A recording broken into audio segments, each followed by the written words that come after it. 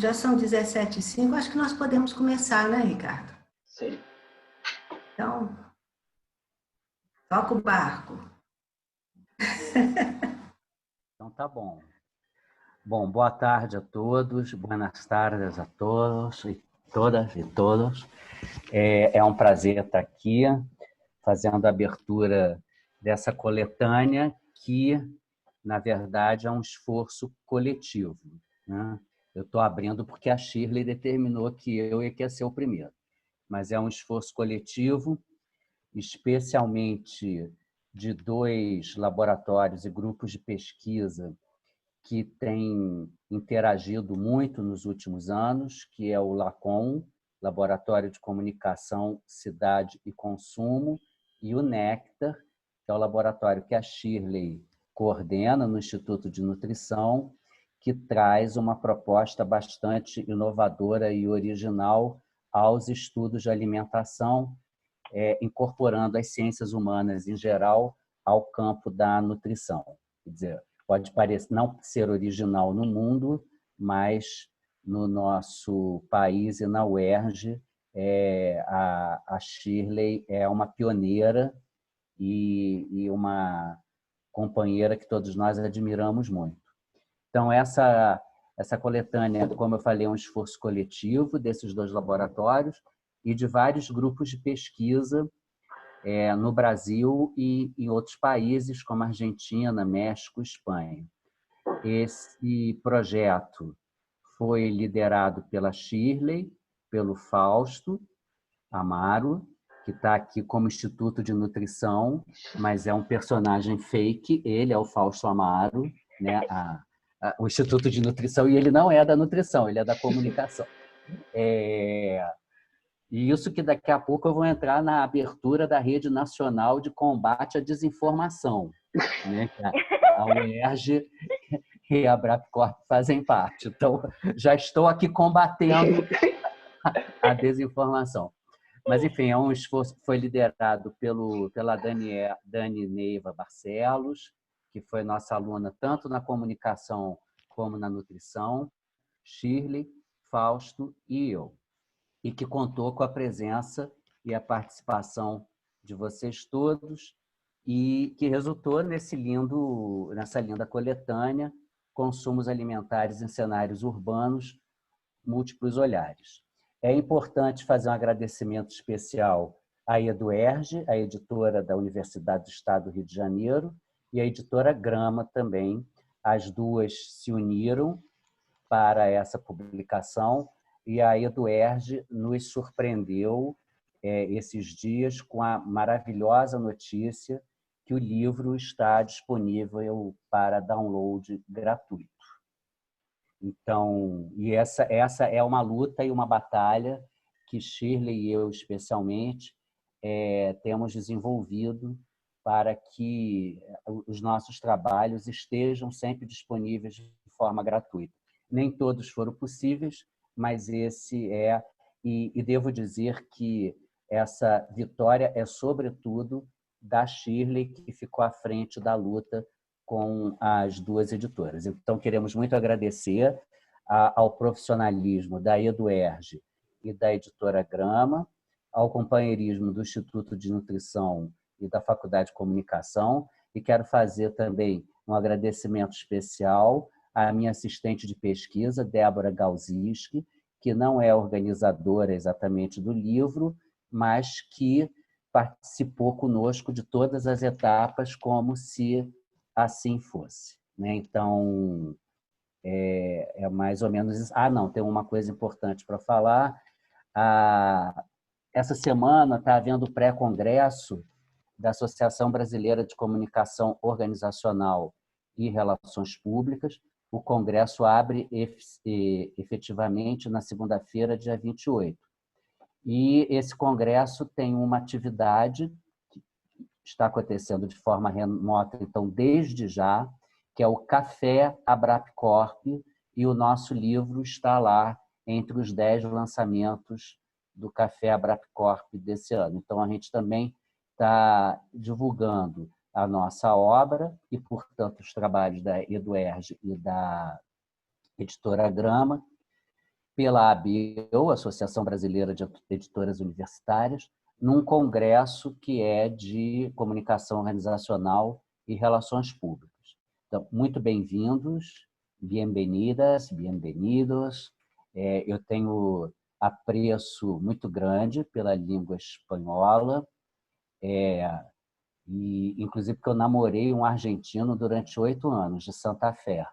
Paguei vários pecados por causa disso também na minha vida, mas tenho orgulho de ter tido essa experiência maravilhosa com uma pessoa que até hoje é meu amigo querido. Tá? Então, eu acho que eu passo a palavra para a Shirley agora, né, Shirley?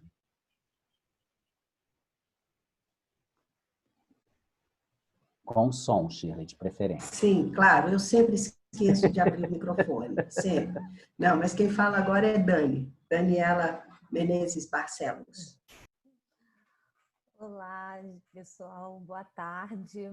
Eu sou Daniela Menezes Neiva Barcelos, sou jornalista, pesquisadora do Néctar e colaboradora do Lacon, né? E foi um prazer imenso participar dessa comissão de organização da obra. E eu gostaria de dizer que foi assim uma honra trabalhar com essa excelente equipe de organizadores, né? O Ricardo Ferreira Freitas, Shirley Donizete Prado, Fausto Amaro, né? Débora, que também esteve conosco por todo o processo. Então, foi uma grande experiência, né? Que possibilitou essa rica interação. E onde foi possível observar um elevado comprometimento dos autores ao longo de todo o processo editorial. Então, gostaria de deixar também registrado, em primeiro lugar, agradecimento a eles, né? Que acabou resultando nessa bela coletânea, né, que hoje eu tenho o prazer de apresentar para vocês na versão impressa, né, que eu recebi da editora, né, eles, enfim, em tempos de pandemia ficou difícil, né, o acesso à obra nesse momento, mas eu estou aqui com a obra impressa e gostaria de mostrar para vocês. São 18 capítulos, divididos em 3 partes, né, o que totalizam 468 páginas, de um riquíssimo conteúdo, né, que versa sobre as práticas alimentares e corporais na sociedade de consumo urbanizada. E eu já tenho recebido algum feedback de alunos, de pesquisadores, de que já estão utilizando o livro, compartilhando em aulas com as turmas, e isso deixa a gente muito feliz, né? E eu gostaria, então, de apresentá-los em primeira mão, né, para que todos pudessem conhecê-lo, né, e aos autores que ainda não tiveram a chance também, o prazer de receber o livro em mãos, né, por conta da dificuldade, né, imposta pela pandemia, mas esperamos que muito em breve todos os autores estejam com seus exemplares em mãos, né. Então, o livro ele foi publicado pela Grama Editora e pela Eduerge, né, e a Grama Editora disponibiliza a obra na versão impressa, né, que você pode adquirir através do site da editora. E no site da Eduerge, hoje é possível, né, a gente traz essa grande novidade, né, de que a coletânea, então, encontra-se disponível em texto completo e gratuito, né, na versão digital. Então, é só acessar o site da Eduerge e você, então, faz o download da obra. E, então, bom, eu só posso afirmar que hoje é um dia muito feliz para a gente, é um momento muito importante, estamos aqui, assim, com muita alegria, e eu passo, então, agora a palavra para a Shirley, né, para dar continuidade a esse nosso belo trabalho.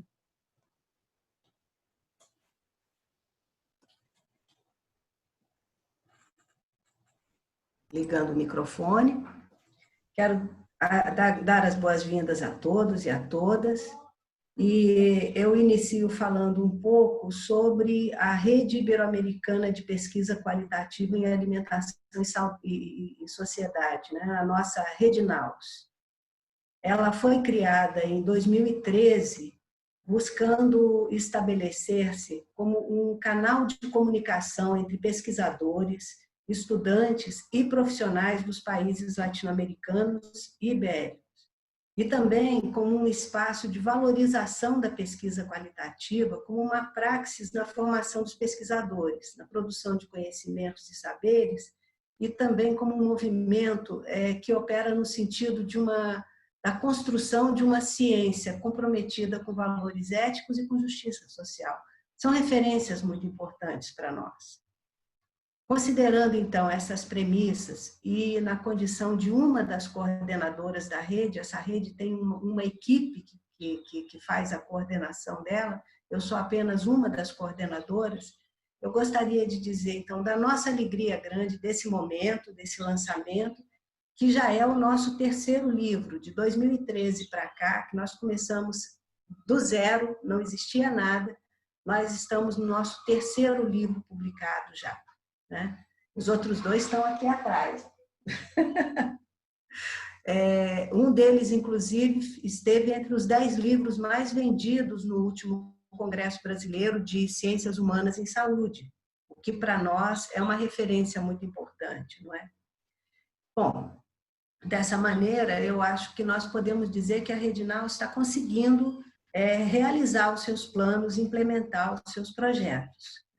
E eu também quero dizer para vocês de novos planos que nós temos na rede. Então, eu quero fazer aqui 3 anúncios para todos que estão nos assistindo, para todos que estão conosco agora. O primeiro anúncio é que nós temos mais 3 coletâneas já em fase de produção. Já estão na editora, já tem, uma delas está na fase de revisão dos textos, a outra já está em gráfica e uma delas vai entrar em fase de revisão agora. Então, até o final desse ano, nós teremos mais 3 coletâneas prontas, concluídas, não é? O segundo anúncio que eu quero fazer é que, em breve, nos próximos dias, ou seja, nas próximas semanas, vocês todos vão receber informações sobre a próxima chamada que nós vamos fazer para a publicação, então, da nossa 7ª coletânea já, preparando tudo para o próximo ano, não é? O tema nessa próxima chamada, e vocês então já vão pensando nos seus materiais aí, ela está voltada para valorizar narrativas midiáticas que nós estamos considerando como aquelas que são polissêmicas e muito inquietas, diante de corpos, comensalidades e subjetividades. Provavelmente vocês vão receber informações através do nosso boletim, aquele que vai de vez em quando, que não entra toda semana e nem todo dia, não. Ele entra de vez em quando a gente tem alguma notícia para dar. Então, em breve, vocês vão receber alguma coisa sobre isso e poderão também encontrar informações na nossa página na internet, né? redinaus.com. E, por fim, o último anúncio que eu quero fazer. Nós estamos agora começando a preparar um encontro ibero-americano de Ciências Sociais e Humanas em Alimentação, Redinaus 2021. Estamos com os planejamentos, com os planos em andamento, não é? E nesses tempos nossos agora, estão trazendo marcas muito fortes e muito crescentes das nossas desigualdades econômicas e sociais, racismo, discriminações de gênero. Nós estamos pensando numa proposta de evento que gire em torno de uma temática que valorize perspectivas convergentes, pautadas na diversidade e na pluralidade, em face das tensões e rupturas que estão em curso. Em suma, para encerrar, eu quero dizer para vocês que, diante dessas realizações e desses planos, eu acredito que nós podemos afirmar que estamos navegando bem, por mares nem sempre tão calmos. É o que a vida está nos colocando hoje. Então, eu quero agradecer também a todos vocês que estão aqui conosco, a todos os autores, a todas as autoras, todos os leitores, todas as leitoras, as editoras, a todo mundo que trabalhou junto para esse livro ficar pronto. Vamos seguir navegando juntos, com cooperação e com o máximo possível de liberdade para a nossa criação. Fausto, é com você, que está aparecendo lá como Instituto de Nutrição, porque o Instituto de Nutrição é que cedeu essa conta para que a gente pudesse realizar esse evento. Vai, Instituto de Nutrição! Bem, pessoal, boa tarde a todos. Meu nome é Fausto Amaro, eu sou um dos organizadores do livro, né, como o Ricardo já falou. Eu sou formado em Relações Públicas pela UERJ e doutor em Comunicação também pela UERJ. Eu trabalho tanto no LEME, que é o Laboratório de Estudos em Mídia e Esporte, como eu colaboro e sou pesquisador do LACOM, que é um grande parceiro dessa obra. Foi um grande prazer quando a Shirley e o Ricardo me convidaram para estar organizando esse livro com eles e com a Dani. Eu já tinha contato, enfim, já trabalhava com o Ricardo e a Dani também, mas com a Shirley foi um momento de conhecê-la e também de trabalhar junto, né? E esse livro também permitiu não só relações acadêmicas, mas também relações pessoais e de amizade, o que é sempre bem bacana. É interessante falar também que ele é um livro pré-pandêmico, né? Ele começa a ser organizado bem antes da pandemia, e conforme ele entra pela pandemia, a gente começa a trabalhar em modo remoto, em home office, mas o livro nunca para de ser trabalhado, enfim, é isso que está possibilitando o lançamento dele hoje aqui. O livro ele teve várias etapas de revisão, idas e vindas, assim como todo o processo editorial de organização de uma obra. Assim como o Ricardo falou, é um belíssimo trabalho de editoração da UERJ e também da Grama, né, que a Shirley também falou, e a Dani. É um produto final bem bonito e bem bacana, principalmente levando em conta que é uma obra de quase 500 páginas, é uma obra bem robusta e, enfim, tão trabalhosa quanto extensa. Por fim, nesse momento inicial, eu queria enfatizar que a obra tem 18 artigos, divididos em 3 partes, né, que vocês já conhecem. A parte 1 é consumo, trabalho e modos de comer. A segunda parte é comunicação e alimentação em cenários urbanos. E a terceira parte é práticas alimentares e corporais. Desses 18 artigos, 15 nós temos autores aqui representados. E só para vocês entenderem um pouco a dinâmica, eu vou chamando cada autor representando um artigo. Esse autor vai falar 3 minutos, vai falar brevemente sobre a obra, e no final nós vamos ter um tempinho para um pequeno debate, um pequeno diálogo sobre os artigos, sobre a obra em si. Então vai ter esse momento final de diálogo. É importante lembrar também, pessoal, que esse nosso encontro de lançamento está sendo gravado.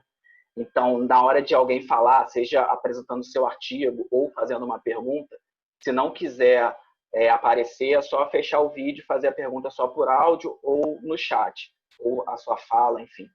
É isso, e agora eu vou chamar a autora do primeiro artigo, né, que é Boticas, Botiquinhas, Botecos, Botequins, Sociabilidades e Comensalidades dos Espaços de Lazer Popular do Moderno Rio de Janeiro. Foi um artigo escrito pelo saudoso professor João Maia, com a Adelaide Tchau, minha amiga da UERJ. A Adelaide, eu acho que já está aí, ela vai falar brevemente desse artigo. Obrigada, Fausto. Boa tarde a todos. Antes de qualquer coisa, a saudade é muito grande. Nossa, e poder ver vocês, ainda que seja online, é muito bom. Queria dar muito parabéns a toda a coordenação do livro, a organização, a edição, a Shirley e aos professores, né? Shirley e ao professor Ricardo, que são meus orientadores. Eu estou aqui hoje para, inclusive, brindar esse encontro, né? De trazer esse artigo e a alegria dele abrir o livro. Esse artigo, ele foi a última publicação científica do nosso querido professor João Maia, que foi professor do programa de pós-graduação em comunicação e da Faculdade de Comunicação. Esse texto originalmente foi publicado na revista Logos, né? A gente chegou a submeter juntos, né? Fizemos esse processo e chegamos a apresentar esse texto, as curiosidades, para as turmas de comunicação em 2018. Então, queria agradecer muito especialmente aos organizadores do livro por terem preservado o conteúdo dessa publicação sem alterações, né? Foi muito importante ter preservado esse texto, né? O texto é parte das minhas investigações acadêmicas sobre as relações entre alimentação, cidade e cultura desde 2013, e que resultou na minha tese de doutorado, que foi defendida esse ano em fevereiro, sobre a comida de subúrbio carioca. Então, como a comida pode dar novos significados aos territórios da cidade, especificamente a região da Grande Madureira, sobre o qual me debrucei por 7 anos. Então, como eu abordei questões referentes à culinária cotidiana da casa, do quintal e da rua, e as relações existentes no subúrbio carioca me traziam uma inquietude, né, para compreender tudo aquilo que antecedia o boteco carioca, como conhecemos atualmente. Então, esse hábito de tomar um chopp às sextas, não necessariamente às sextas, né? Pode ser de segunda a sexta, ou de segunda a segunda, no final do expediente, poder apreciar um ovo colorido no balcão do boteco, até o churrasquinho com farofa e vinagrete. Então, eu resolvi investigar a sociabilidade e a comensalidade daquilo que antecedia o boteco como espaço de lazer popular no Rio. Então, eu queria saber o que se comia, o que se bebia, né, o que se conversava nesses points, vamos chamar assim, da cidade, o que configurava o ato de botecar. Então, no contexto de uma investigação histórica, eu me deparo com a realidade do restaurante, que foi bem diferente do que conhecemos atualmente, né? Do verbo restaurar mesmo, o restaurant, dito pela historiadora francesa Rebecca Spang, desculpa, pela historiadora Rebecca Spang, eu acho que ela é inglesa, se não me engano. É uma invenção francesa do início do século XVII. Então, como o restaurante era como uma casa de recuperação à saúde, onde eram servidos consomés, né, caldos e sopas restauradoras. Então, por isso esse nome restaurante, para restabelecer a saúde das pessoas. Então, no início era um local com pouca ou nenhuma sociabilidade, né, conversas, bate-papos, porque as pessoas mal tinham forças para se manterem de pé. Então, muitas ficavam acamadas em quartos a consumir essa comida restaurativa. Então, os pratos eram à base de caldos de frango, peixe, porco, vaca, geralmente acompanhados de creme de arroz. Como todo negócio pode prosperar, né, a historiadora conta que em 1820 esses restaurantes aprimoraram seus cardápios, incluindo frutas frescas, verduras, legumes, manteiga, chouriço, atum marinado, ovos, né? E passam a servir vinho. Então, a partir daí, a sociabilidade começa a ter uma mudança. A versão brasileira desses espaços, e aí especificamente no Rio de Janeiro, ela começa pelas boticas, que ficavam estabelecidas em largos e praças, e pelas botiquinhas, que eram boticas bem menores, né? Mais semelhante a uma barraquinha que ficava nos becos e ruas estreitas. Então, essas boticas eram espaços de alquimia, se produziam ungüentos, xarope, né, preparados por um boticário, e que também foi um espaço de lazer, muitas vezes de encontros secretos para os abolicionistas.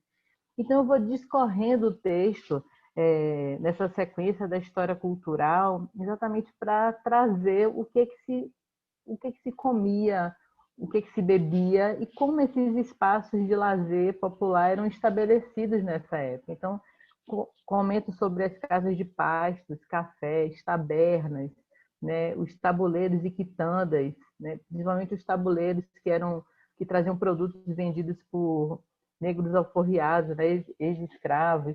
E aí tinha de tudo, bolinho de aipim, vinhos de caju, os vinhos eram de muitas frutas, né, balas produzidas em casa, licor de jabuticaba, enfim, até chegar na virada do século XX, e com a reforma Passos, né, uma época de europeização do Rio, vamos dizer assim, um afrancesamento, a gente tem aí os quiosques, que eram balcões, né, muito pequenos, e dali a gente traz essa herança de ovos coloridos, lascas de bacalhau, fumo de rolo, doce, fruta, era isso que se vendia e se comia.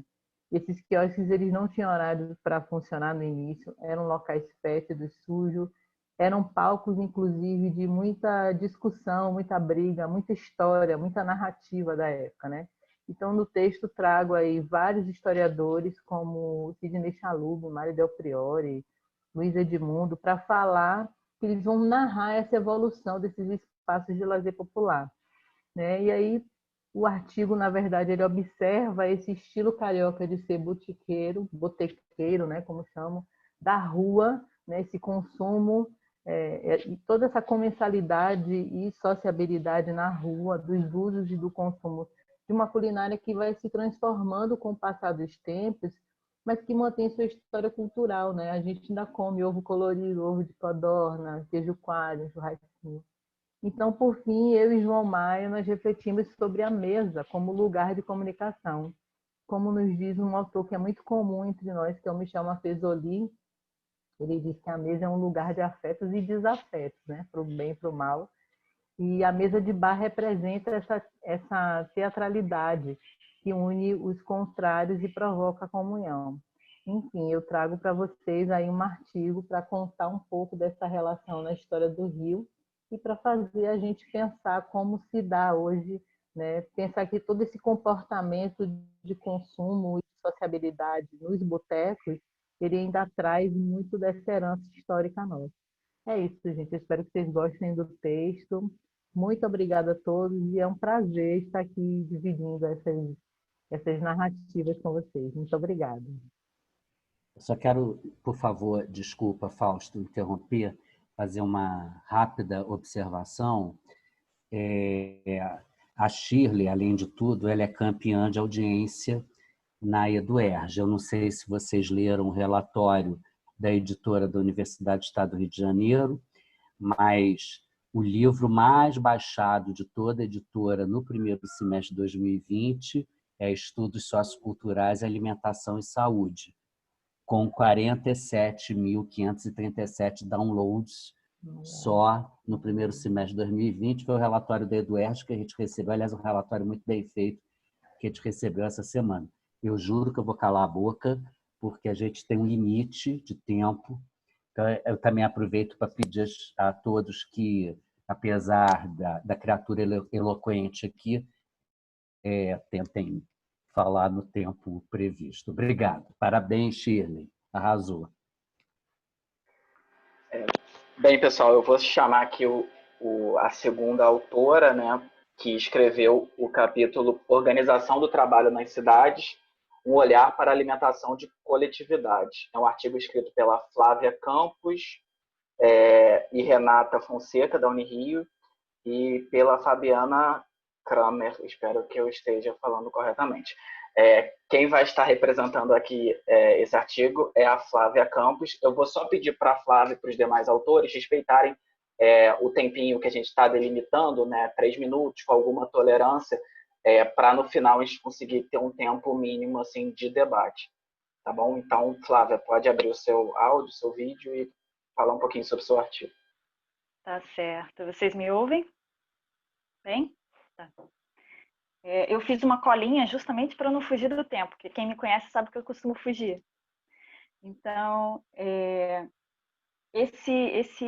a proposta desse capítulo foi refletir um pouco sobre as transformações do trabalho na cidade e nos modelos de produção adotados no capitalismo, olhando especificamente para as suas repercussões na organização do trabalho numa área de interesse aí muito da nutrição, né, mas acaba abrangendo a gastronomia um pouco, enfim, que é o que a gente chama de alimentação de coletividade, que é aquela é um núcleo, uma área afeita então ao fornecimento de refeições fora do lar, né?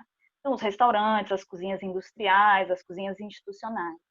Então, no capítulo a gente parte de uma análise ensaística sobre as principais abordagens teóricas da administração que mais a gente trabalha,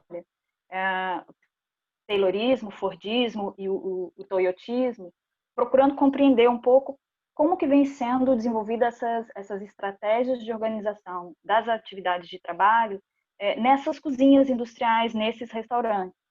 Porque isso, a gente está entendendo que ela tem consequências para o modo de vida das pessoas nas cidades, né? Então, a ideia foi relacionar isso a um contexto maior de transformações no mundo do trabalho, que a gente acompanha desde a década de 80, né?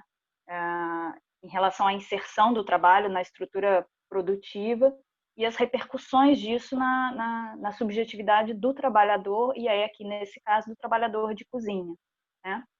Então, propor esse debate para o campo foi uma maneira que a gente encontrou de dar visibilidade a alguns termos que a gente vê, né, comumente, assim, de racionalização do trabalho, que são princípios tayloristas, fordistas, que são aplicados nessas cozinhas, procurando problematizar um pouco a questão da flexibilização, né, que é um outro princípio que vem com o toyotismo, e como é que isso vai redefinindo esse trabalho na cidade, e aí mais concretamente, que era o nosso foco, nas cozinhas, tá?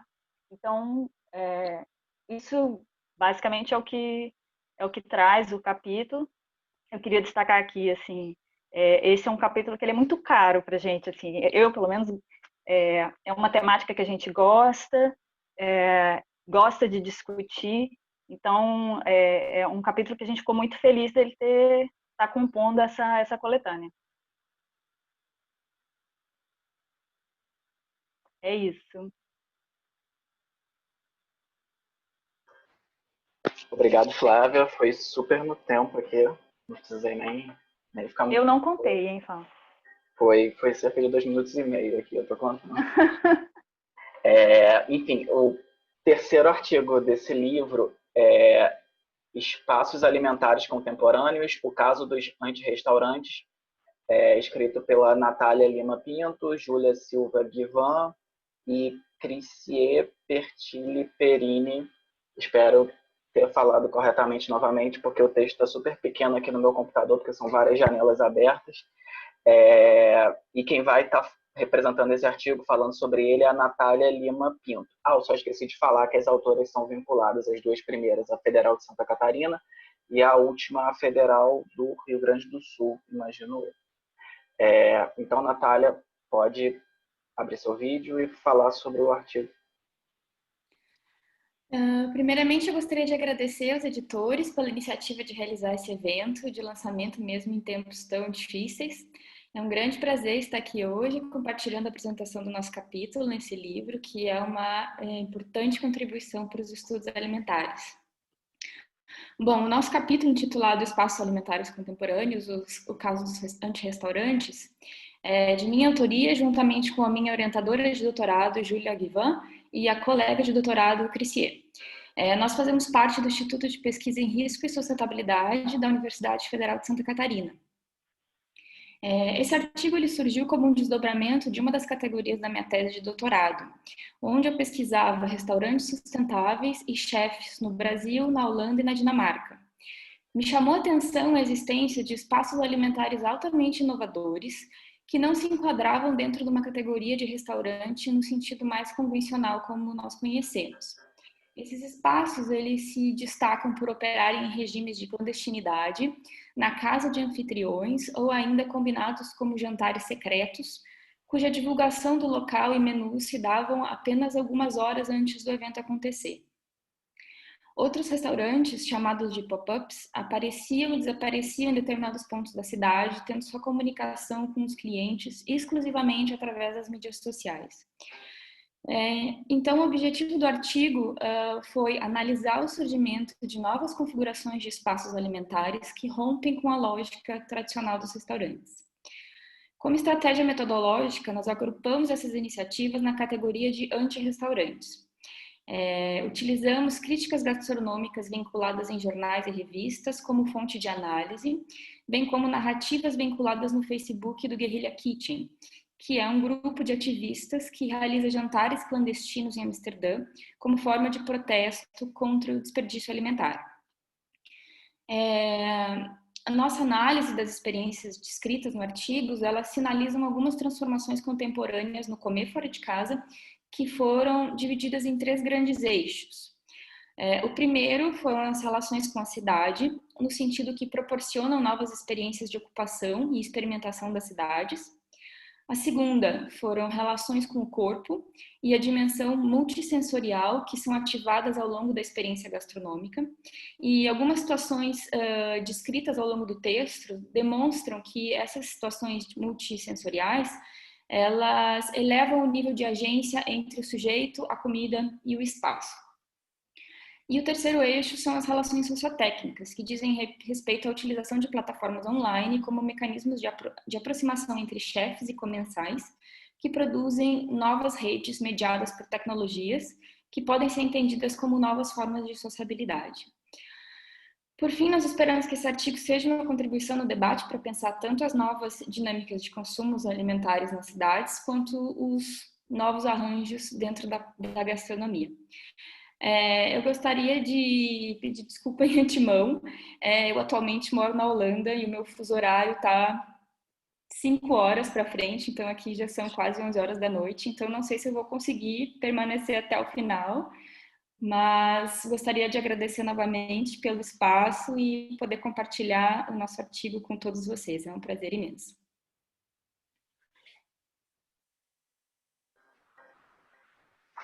Obrigado, Natália. Pessoal, desculpa, porque eu estou mexendo com várias janelas aqui, controlando o tempo no celular, então a situação às vezes fica um pouquinho caótica. O próximo artigo é intitulado Eles Vêm Mesmo pela Comida, Percepções e Preparativos de um Almoço Caipira para Citadinos. Esse artigo é escrito por 2 pesquisadoras da Federal do Rio Grande do Sul, a Amália Leonel e a Renata Menache. Eu espero realmente ter falado o sobrenome corretamente. Os sobrenomes hoje estão muito difíceis. Quem está aqui para falar sobre esse artigo é a Amália Leonel, que tem um sobrenome bem tranquilo. Pode abrir seu vídeo ou seu áudio e falar, Amália. Bom, boa tarde. Eu queria primeiro pedir desculpa que eu não vou ligar o vídeo. Bom, primeiro eu queria agradecer também à Rede Naus e à Nectar pelo convite, mas dentro desse contexto de pandemia, acho que as notícias que você já viu, pesquisa sobre a dificuldade das mães de manterem suas atividades acadêmicas durante a pandemia, e eu atualmente sou servidora pública da Prefeitura do Recife, da alimentação escolar, como nutricionista, então eu tenho uma carga horária diária para cumprir com uma criança em casa.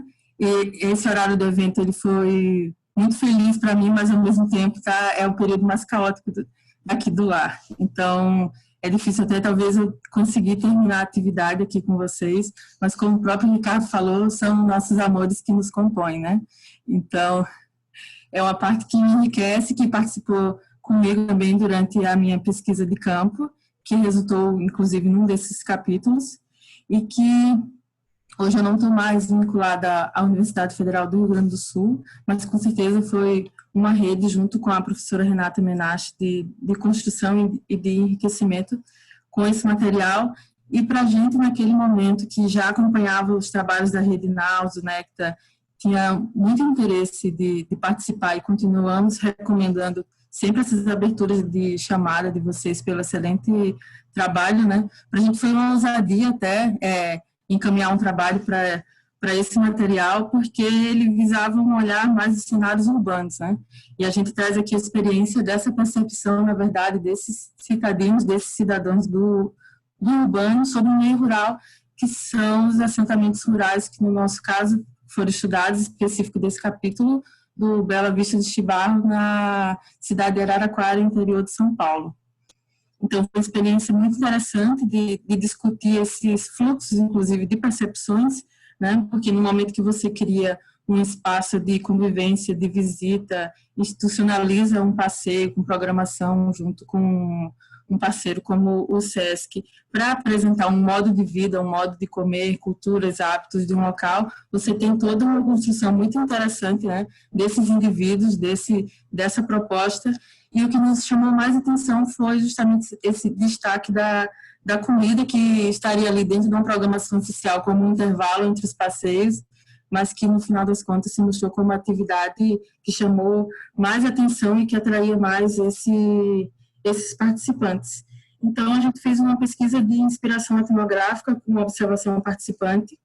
Naquele momento, eu já estava na metade da minha gestação, então isso também teve que ser equacionado. Eu gostaria muito de ter acompanhado outras festividades muito interessantes do assentamento, mas pelo período só consegui acompanhar uma volta seguinte, já com a minha filha no colo, mas que foi muito produtivo também esse estar eu como nutricionista, mulher e grávida, entre essas mulheres que construíam essa programação e essa percepção. Então, através de observação participante, entrevista semi-estruturada, registro audiovisual, a gente conseguiu captar um pouco dessas reconfigurações e ressignificações do rural, suas contradições, sua pluralidade, dicotomias, enfim, né? E trazer a comida como essa narrativa que comunica, que traz símbolos, sociabilidade, memória, afetividade, né? E um local como os assentamentos rurais são tão ricos de imaginário, histórias de luta também e resistência, né? Se a gente pensar num momento como o de hoje, que a gente tem ainda tanta perseguição, estigmas, e, infelizmente, né, como as informações mais recentes dos próprios incêndios que estão acontecendo no Brasil estarem afetando assentamentos e produções, como o próprio assentamento que foi estudado por nós aqui. Então, quem tiver acesso ao capítulo vai entender um pouco dessa estrutura nossa, né, de escolhas metodológicas, sujeitos, né, esse acompanhamento dos preparativos, a escolha, as pessoas interessadas nessa visita, suas motivações e essas trocas, eu acho que são trocas que enriquecem o nosso olhar, enriquecem também o olhar da população, né, que se abre para essas possibilidades, e para a gente pensar um pouco nessa construção coletiva também, dessas formas de resistência e luta, para a gente desmontar cada vez mais esses estigmas e essas forças de perseguição a movimentos que são cada vez mais urgentes e tão fundamentais na nossa garantia de segurança alimentar, direito à terra, né, e direito humano à alimentação adequada. Então, convido a vocês, fico muito feliz de estar participando aqui desse material tão enriquecedor e com a presença de outros capítulos tão ricos. Obrigada. Obrigado, Amália. Bem, a gente vai agora para o último artigo, o último capítulo, né, dessa primeira parte, né, que é o artigo escrito pelas pesquisadoras da Fiocruz, Ana Paula Rodrigues Paiva, Eliane Portes Vargas e Marli Marques da Cruz. O nome do artigo é Plantar na Cidade, reflexões sobre território a partir da análise de um material acerca de ambiente e saúde no Rio de Janeiro, Brasil. E a Eliane Portes Vargas vai falar sobre esse artigo. Na verdade, teve uma pequena mudança e a Ana Paula que vai apresentar. Beleza, Ana Paula. Contigo, pode falar. Obrigada, Fausto. É uma satisfação estar aqui com vocês. Eu gostaria de agradecer aos organizadores, editores, aos parceiros por essa oportunidade de escrever esse texto e contar essa história, que certamente não caberia numa revista. Agradecer também às autoras, Eliane e Marli, que fiquem à vontade para me complementar, caso queiram. Essa história iniciou com a minha pesquisa de mestrado no Instituto Oswaldo Cruz, onde eu queria saber quais foram os usos dados a esse material educativo, que foi um material construído coletivamente. Então, a pergunta era quais usos os sujeitos que participaram dessa construção coletiva fizeram desse material. Foi através desse material que chegamos a esses sujeitos e percebemos suas relações com o território e o plantio. Esse material é composto por práticas voltadas à promoção da saúde. Foi um estudo qualitativo e as entrevistas realizadas com os participantes da experiência revelaram 2 pontos que ressalto agora e que estão descritos no capítulo 6. Primeiro foi que a prática de maior interesse, mesmo por quem não conseguia realizar, foi a horta. Seja a horta do quintal ou a horta suspensa, para quem não tem espaço. Uma moradora relatou que, apesar de ter um terreno grande para o plantio, antes de implantar a horta no seu quintal, ela tinha que sair para comprar o alimento. Ou seja, ela precisava percorrer uma grande distância para consumir, quando poderia ter o alimento em casa. Ela nos contou também que a horta trouxe vários benefícios para a sua saúde, além de ser fonte de renda. Então, nós temos consciência que essa é uma temática complexa e merece atenção. E o outro ponto também que eu queria destacar foi a relação dos entrevistados com o território, a colônia Juliano Moreira, que fica em Jacarepaguá, aqui no Rio. As questões históricas de saúde mental, a vocação agrícola e as atuais transformações que ocorreram na colônia devido às intervenções urbanas, o adensamento, a Transolímpica, uma série de intervenções, né, fizeram parte dos relatos dos entrevistados e eles estavam extremamente imbricados com esse território. Então, essa é uma pequena amostra do conteúdo do capítulo e eu deixo aqui o convite para que vocês leiam. Obrigada, boa tarde a todos.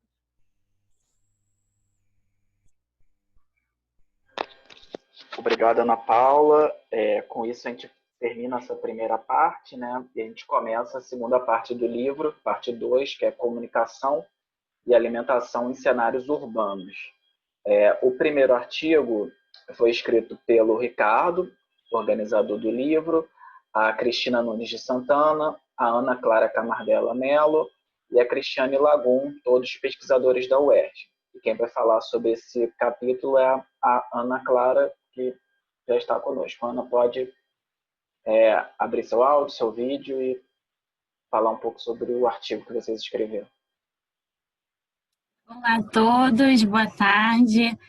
Eu quero agradecer primeiro a oportunidade de estar aqui apresentando esse capítulo de minha autoria, de autoria do querido professor Ricardo, que está aqui presente, é meu orientador também no mestrado, da Cristina Santana, querida, que também está aqui presente, e da Cristiane Lagum, que infelizmente hoje não pode estar aqui com a gente. Bom, eu preparei também um resuminho aqui para eu não fugir muito do tema. Então, apresentando, né, o capítulo, a pesquisa ela foi desenvolvida a partir da pesquisa do professor Ricardo na época. Nós observamos a necessidade de estudar hábitos de consumo na cidade do Rio de Janeiro, e a pesquisa ela foi desenvolvida no ano de 2016, e é importante destacar também que foi o ano que o Rio foi cidade-sede das Olimpíadas. Escolhemos, então, estudar o hábito da alimentação e as suas representações sociais na cidade. Por isso, nesse trabalho, nós tratamos a respeito de comida e de dois posicionamentos sociais antagônicos de formas de se alimentar na cidade, o slow food e o fast food. Por se tratar de um projeto alimentar ainda pouco conhecido e que se caracteriza por ações que reúnem princípios de várias frentes contrárias ao consumo do fast food, nós optamos por focar mais atentamente nas práticas do slow food.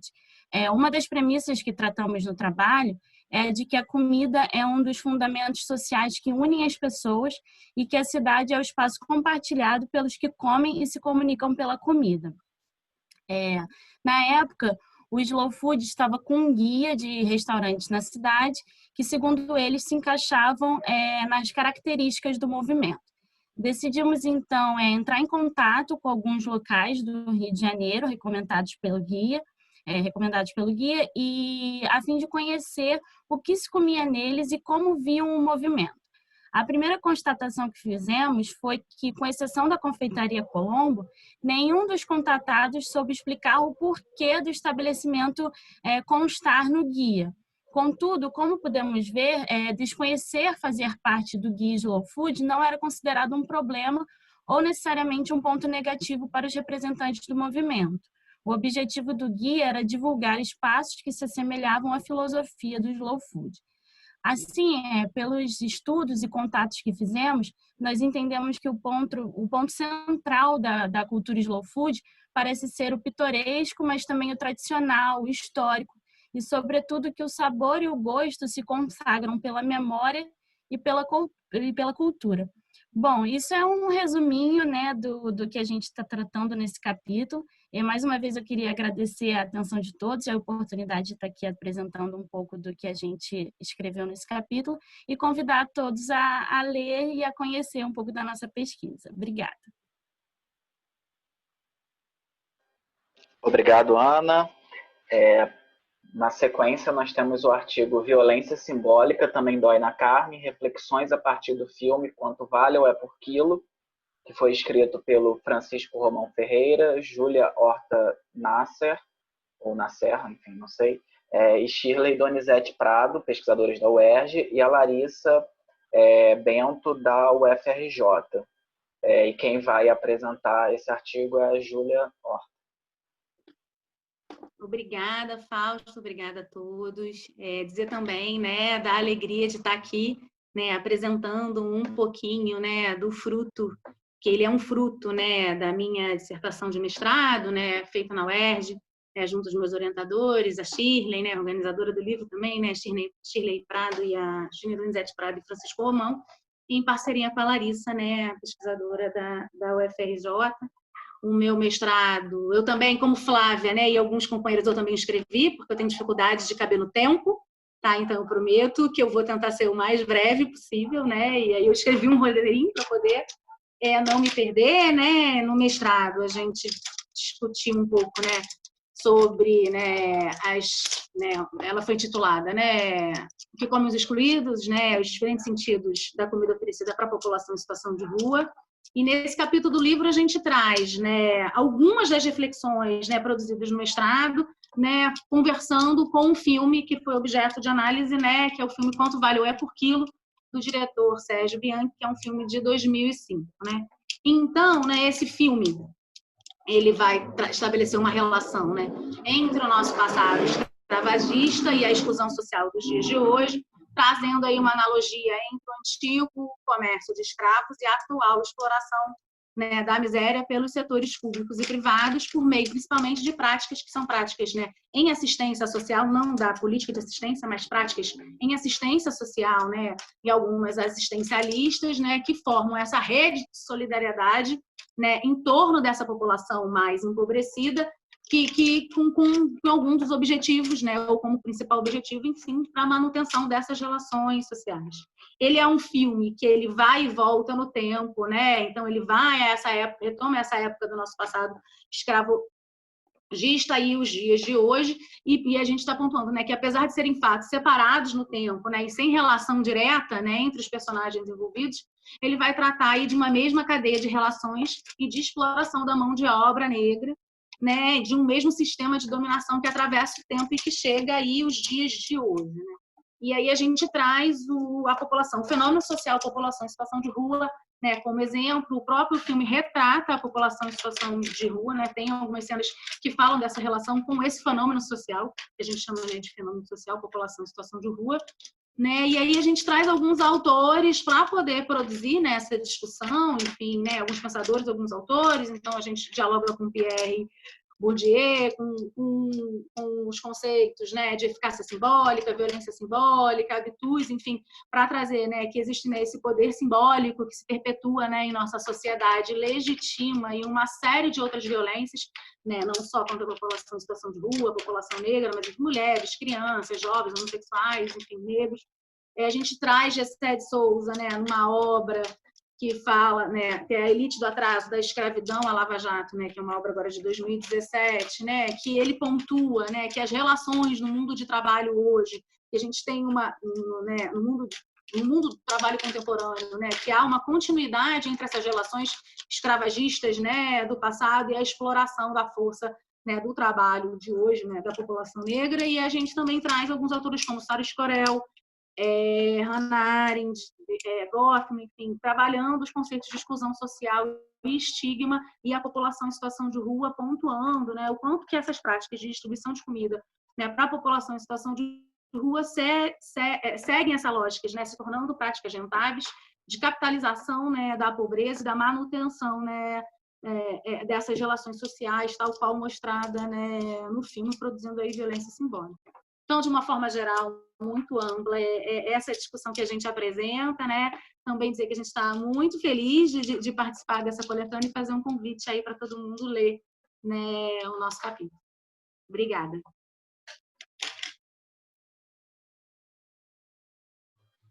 Obrigada, Júlia. O próximo artigo ele foi escrito pela Maria Cláudia Carvalho, a Dani Neiva, e a Manuela Dias. A Dani é da UERJ e as outras duas autoras da UFRJ, elas escreveram um artigo Narrativas Midiáticas, Ética e a Formação de Sentidos sobre Alimentação Saudável. E a Maria Cláudia vai falar com a gente um pouquinho sobre esse artigo.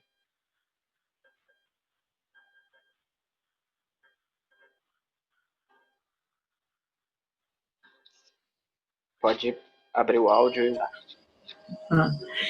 Então, eu agradeço muito aqui a organização do livro. Acho que, de fato, como alguém já falou, é é um esforço muito hercúleo nessa época de pandemia, a gente tem um livro tão bacana e acho que esse formato de apresentação é muito, muito legal. Estou achando isso uma coisa assim, uma experiência muito, muito bacana mesmo. Bom, esse capítulo a gente fez, né, Daniela, Manuela e Rafael, sobre alimentação saudável. E o que a gente buscou foi entender os modos contemporâneos de lidar com a saúde nesse mundo das cidades, né? Pensar a alimentação saudável com essas novas materialidades das tecnologias de comunicação. Essas narrativas midiáticas da alimentação saudável, elas têm uma ampla circulação e elas circulam de uma forma materializada e são consumidas de acordo com uma lógica moralizadora do certo e do errado.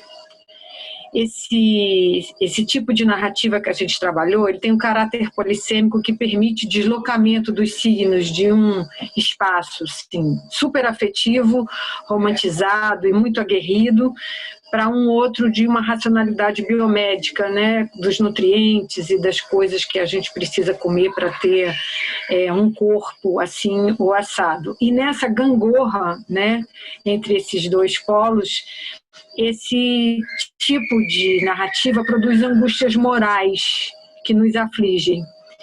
Mas isso não escapa da história, porque isso não é uma coisa nova, né? E a gente não pode tirar isso como se fosse uma coisa da tecnologia separada da história. Isso tem todo um caminho, a gente foi por esse caminho, né? E essas narrativas, elas são aquelas materializadas em textos, né?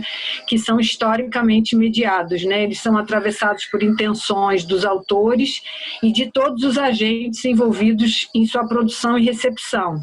Né, a gente não pode se enganar que esses receptores eles não editam, porque eles estão também editando junto, porque a gente vê hoje como as coisas são articuladas, né? A produção e a recepção dos materiais dentro dessa tecnologia. Bom, então a gente entendeu nesse estudo que os processos de edição eles são bons para a gente observar essas estruturas de significação, que esse saudável ele vai bricolando, ele vai incorporando uma série de significados. E a gente dá o exemplo no artigo sobre os audiolivros, né, que desde 2014 estão potencializando um tipo de narrativa sonora. Né? Sonora é bom, é sonora. E, por fim, esse artigo ele vai falar também sobre uma arquitetura de significação das narrativas midiáticas que se estrutura por um agenciamento humano e por dispositivos. Esses dispositivos, eles são também editores, né? Eles operam como se fosse uma lente condicionando o que se vê e o que não se vê. Né? Então, cada um desses dispositivos ele tem espaços para mostrar, e quando eles não têm espaço para mostrar outras coisas, eles ocultam essas coisas, certo? Então, eles vão operando como lentes. Né? E como consideração final desse estudo, dessa discussão, eu acho que a gente pode dizer que a gente é favorável, a gente acha que é importante, sim, pensar e desenvolver uma ética do cotidiano, transitória, né? A gente entendendo que não há bem que sempre dure ou mal que nunca se acabe, né? Dizem por aí esse ditado popular. Mas uma ética e não uma moral, né? Quer dizer, por quê? Porque a gente precisa de fazer negociações, a gente precisa de problematizar essas tensões, contextualizar, trazer para a história, né? E levantar questões. Porque esse processo, né, que está dentro dessa ética que a gente está trabalhando, é que vai libertar a gente de viver como se fosse um Prometeu acorrentado a esses padrões rígidos e hierarquizados, né, de cima para baixo. Acho que esse é um trabalho que a gente vem desenvolvendo no Néctar, né, a pensar a alimentação saudável a gente já vem desenvolvendo há muito tempo, esse não é o primeiro trabalho e não vai ser o último também. Porque a Dani está trabalhando com isso e Manuela está, nesse momento, no meio da tese dela, trabalhando exatamente sobre essa questão do saudável na mídia, especialmente de vídeo, né? Então, é uma oportunidade de falar alguma coisa, mas que está em continuidade. Gente, muito obrigada. Obrigado, Maria Cláudia. O próximo artigo é intitulado Corpo, Reprodução, Família e Comensalidade, Relações entre Natureza e Cultura no filme Minhas Mães e Meu Pai. O artigo foi escrito pela Inês Alencastro, do INCA, o Francisco Romão Ferreira, da UERJ, a Eliane Portes Vargas, da Fiocruz, e a Luciane da Costa Moaz, eu acredito, não estou conseguindo entender aqui, mas eu acho que é da Federal Rural do Rio de Janeiro. E quem vai apresentar esse artigo é a Luciane. Boa tarde, Fausto. Boa tarde a todos e todas que estão aqui. Queria também iniciar agradecendo aos editores a iniciativa desse encontro, né? Na verdade, desse bom encontro em tempos tão difíceis, né? É de fato uma alegria muito grande estar aqui com todos vocês. Como todos, eu também vou tentar ser bastante breve na apresentação desse capítulo, que, como o Fausto já colocou, foi escrito pela Inês Alencastro, Francisco Romão Ferreira e Eliane Portes Vargas, né? E eu também sou coautora. Bom, esse capítulo, ele traz a história, né, do filme Minhas Mães e Meu Pai, que é a história de um casal. Vou ser muito breve na questão do filme, mas é porque o filme é o pano de fundo, né, de todo o artigo. Esse filme ele conta a história de um casal homoafetivo, duas mulheres que coabitam com dois filhos adolescentes que foram concebidos por meio de inseminação artificial. Cada uma delas gerou uma criança a partir do sêmen de um mesmo doador, que tornou então os filhos irmãos. O filho, com 15 anos, ele se mostra muito curioso em descobrir quem seria o doador, né, do material genético e, consequentemente, o pai, né? Por isso ele pede para que a irmã, que já tem 18, já é maior de idade, oficialmente consegue obter essa informação, porque ele queria, na verdade, um encontro, né, com esse pai. Esse primeiro encontro ele é marcado e cercado de muitas expectativas em torno desse pai, que eles então conhecem, né, e ficam sabendo que é dono de um restaurante de comida orgânica, plantada na sua própria fazenda. E é algo muito comum, né, na reprodução assistida, a expectativa dos pais quanto a eventuais semelhanças com os filhos, assim como dos filhos em relação aos pais. E é essa curiosidade que leva, né, esses adolescentes, na verdade, né, os filhos, né, desse casal de mulheres, a quererem conhecer Paul, né, a personagem, enfim, que é o pai deles, então, na história, né? Só que esse desejo deles faz com que as mães se sintam traídas e excluídas desse processo, que traz um conflito na casa, conflito entre elas com os filhos, porque a doação anônima de gametas ela é realizada justamente para preservar o que é construído enquanto família, né, por quem é titular de um projeto parental, no caso elas, né, para que não haja nenhum estranho, que é exatamente o que acontece no caso de Paul, que acaba, na verdade, ameaçando as relações construídas, né. Um aspecto relevante do filme, por isso o filme ele é o pano de fundo do capítulo todo que nós escrevemos, é que na maioria dos encontros a comensalidade ela está presente. Na perspectiva que nós adotamos, a comensalidade não corresponde a um mero fenômeno biológico do comer, mas um dos fatores estruturantes da organização social. O comer não é o simples ato de ingerir o alimento, como já foi colocado, né, por alguns aqui, né? O comer, na verdade, envolve tudo que diz respeito às relações sociais, ao que se pensa, ao que se vê, ao que se fala, ao que se anuncia no momento em que a ação em si ela é compartilhada. Então, nós utilizamos as cenas de comensalidade para propor discussões sobre relações entre natureza e cultura, o natural e o tecnológico, porque os paradoxos presentes nessas construções contemporâneas se encaixam perfeitamente nas discussões sobre os aspectos morais e éticos dos procedimentos de reprodução assistida. As relações entre natureza e cultura aparecem no filme no que diz respeito tanto à comida natural, que tem como contraponto a comida industrializada, quanto à concepção do casal de filhos que são gerados por inseminação artificial, mas com o objetivo de viabilizar o desejo de filhos de sangue, portanto, filhos naturais, dando novos contornos ao modo dicotômico por meio do qual podemos perceber esses eventos, né?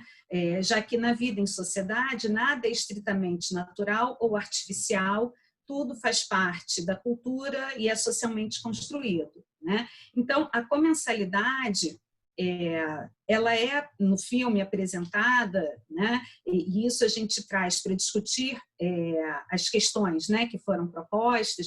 Ela é apresentada como um lugar de possibilidades, de acordos e abertura para novos relacionamentos e visões de mundo. Mas ela também se revela como um lugar da discórdia, exatamente porque à mesa tudo é dito, né, de forma muito clara, relações são rompidas e até mesmo repactuadas.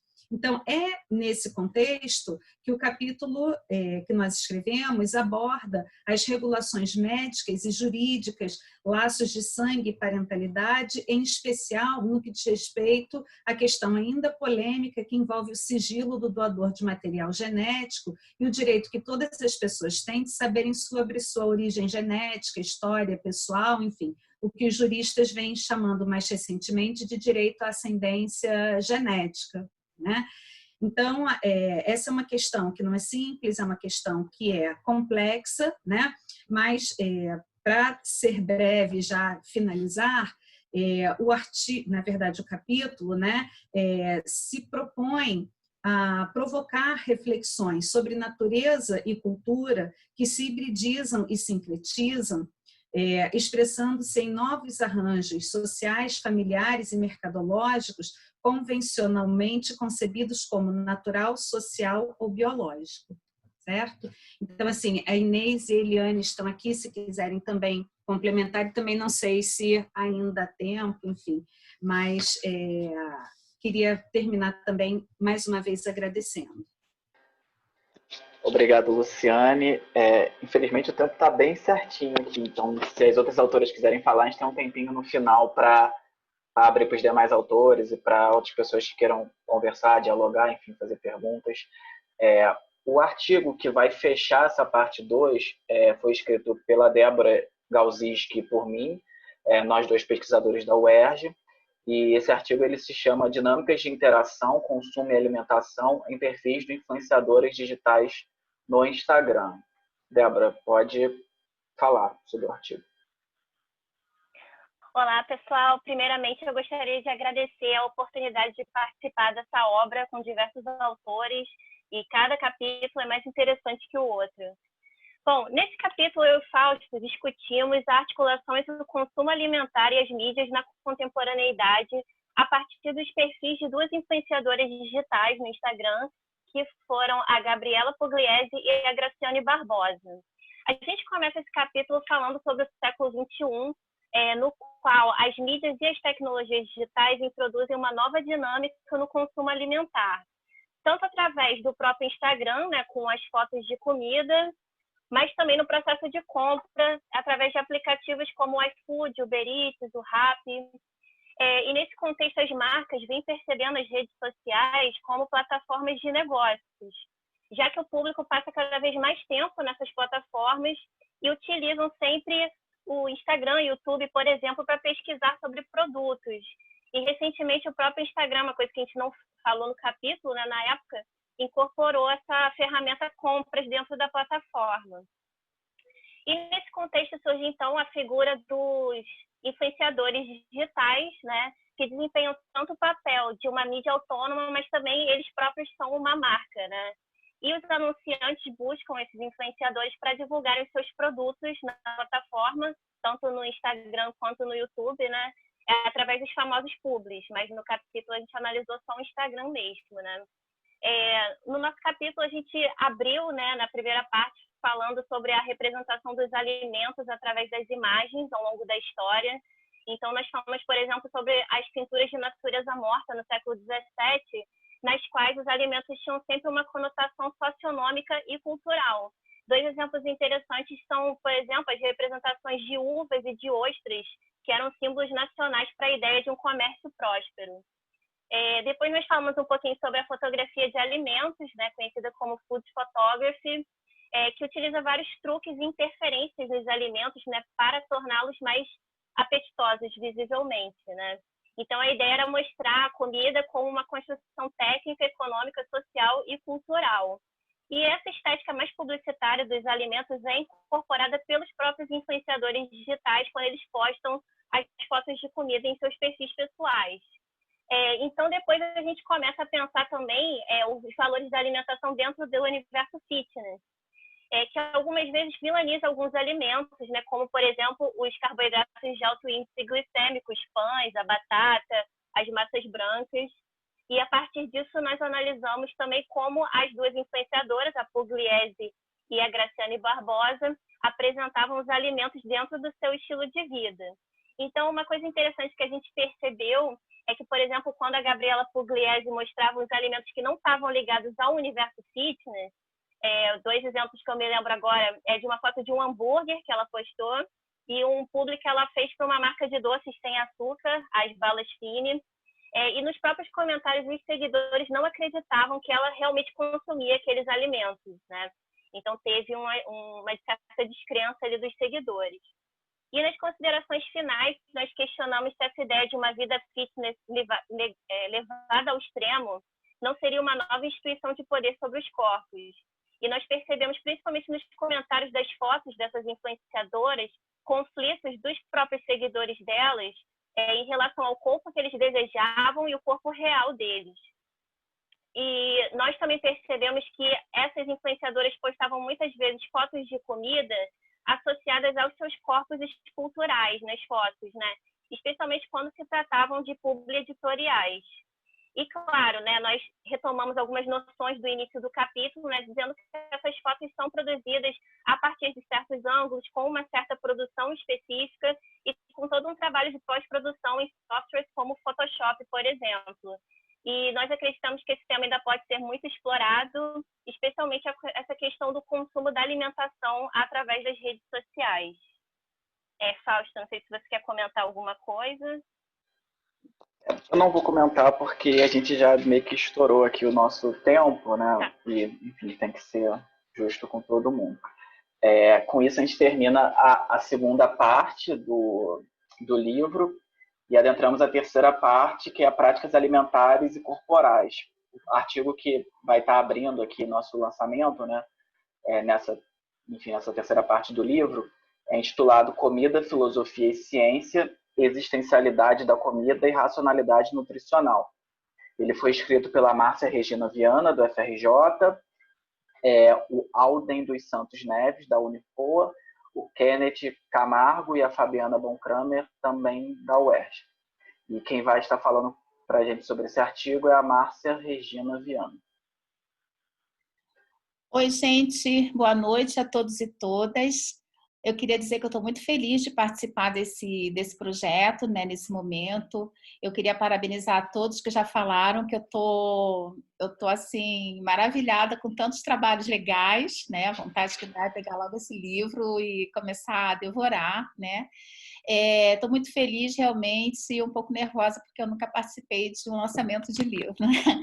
Mas esse capítulo, né, Comida, Filosofia e Ciência, né, escrito por mim, pelos meus colegas, meus orientadores, né, eu tentei trazer um pouco, né, um ensaio teórico que eu trago os conceitos de racionalidade nutricional e existencialidade da comida, né, um produto da minha tese, né, de doutoramento que eu fiz na UERJ, foi orientado pelo professor Kenneth e pela professora Shirley, né, e aí a gente trata, né, a racionalidade nutricional já era um conceito, né, que a gente já tinha trabalhado, né, e dando conta de um dever comer, né? A gente encontrou a racionalidade nutricional com esse sentido moral de um dever comer, né? Um conceito muito preso às concepções científicas de alimentação saudável, né? E aí eu fiz um contraponto com a existencialidade da comida, que seria considerar a alimentação, né, para além desse doutrinamento, né, da nutrição, desse doutrinamento de um dever comer, né, e considerar a subjetividade, a expressão, a identidade, a representatividade, a memória e tudo mais, né, que está para além desse reducionismo, né, que muitas das vezes a gente tem encontrado ser norteador, né, das pesquisas em alimentação e nutrição. É um trabalho que me deu um prazer incrível, né, de fazer, porque deu para a gente trazer, né, desse prazer de considerar as subjetividades, de falar dos desejos que cada um tem, que muitas das vezes a racionalidade nutricional acaba tolhindo esse desejo, né? E promover uma consideração, né? Uma preocupação em entender que a comida não se reduz a normas e regras, né? A uma normatividade que o sujeito não cabe, né? Nessa medida que a ciência quer proporcionar, né? Quando ela cuida, né? de oferecer uma norma para que as pessoas se alimentem de um modo racional e saudável, né? Então, foi basicamente isso, né? Como conclusão assim, do estudo, do ensaio, né? Como fazia parte de um bloco, né, de estudos que a gente estava efetuando durante a defesa da tese, pensando em termos de formação, né? Trazer cada vez mais essas reflexões acerca das humanidades, né? Que é um espaço, né, a bem da verdade, é um espaço onde o homem vive, né, e a gente come para viver e não vive para comer, né, e trazer essas reflexões para a formação também, né. Eu também estou muito ligada na prática de formação profissional, né, enquanto docente, e aí eu trago assim como considerações finais, né, essa reflexão que a gente precisa fazer muitos lançamentos de livros como esse, né? Fazer com que eles estejam em salas de aula para promover essa reflexão já lá na formação, né? Para que a gente tenhamos profissionais muito mais afetos, né, a essa resolubilidade existencial dos sujeitos. É isso. Obrigada, mais uma vez parabéns a todos e é um prazer imenso estar aqui com vocês. Obrigado, Márcia. Nosso próximo artigo ele é escrito por pesquisadores de instituições da Espanha. Eu não vou me arriscar aqui a falar o título em espanhol, porque realmente não é um idioma que eu domino, mas em português o título seria Cenários Urbanos e Subjetividades na Construção de Discursos e Práticas sobre Corpo, Gênero e Alimentação, uma etnografia alimentar sobre mulheres grávidas e lactantes na Espanha. O artigo foi escrito pela Eva Zafra, Alina Casador, espero que eu tenha falado o sobrenome correto, mas se eu tiver falado incorretamente, ela vai me corrigir daqui a pouco, e o Miguel Company. Então, Lina, você pode abrir seu áudio, seu vídeo e falar sobre o artigo. Obrigada, boa tarde, buenas tardes, y yo no hablo portugués y hablaré despacito en español, y si tienen alguna duda, pues luego lo comentamos. Me uno a las felicitaciones a la organización por el extraordinario trabajo que ha dado como resultado este libro y agradezco también la posibilidad de poder estar aquí presentando nuestro capítulo. La investigación y los resultados que presentamos hoy forman parte de un proyecto que iniciamos en el año 2015.